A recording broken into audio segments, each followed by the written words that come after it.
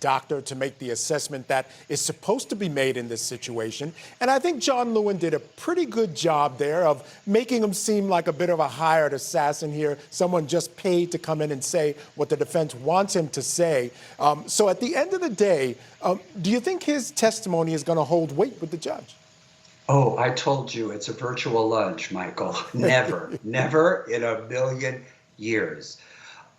Keep in mind as well that Robert Durst is housed in a medical ward within the jail system. So it's not as if he is just behind bars in a cell on a concrete floor or on a concrete bench with just a stainless steel toilet in there and no running water. He has 24-hour care.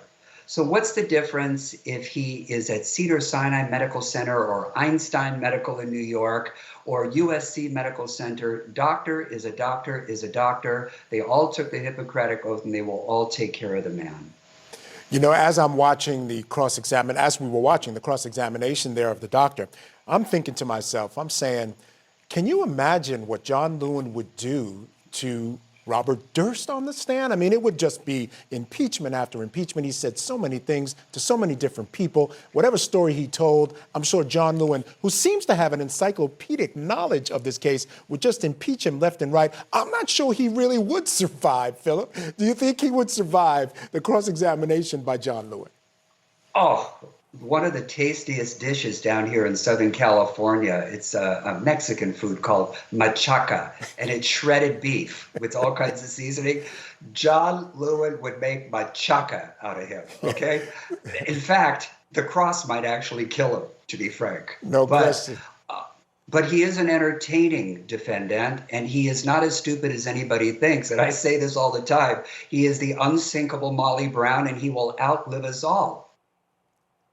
You know, it's funny, in Latin culture, there's also something called ropa vieja, which is a food. It's sort of that shredded beef. Oh. So it could be, he could be either. That's old clothes in English. He'd make old clothes out of them. Here's the last question I have for you. Sure. One of the issues coming up is whether he has to testify with or without a mask. He's actually gotten up in court and told the judge, I don't want to testify with a mask. Do you think he should be allowed to testify without a mask or with a mask?